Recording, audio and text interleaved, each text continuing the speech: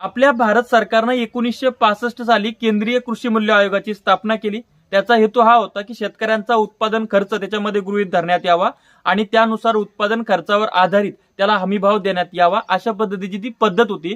परंतु आता त्याला हरताळ फासण्यात येत आहे. कालांतराने आपण अपडेट झालो. आपण राज्य कृषी मूल्य आयोग सुद्धा स्थापन केला.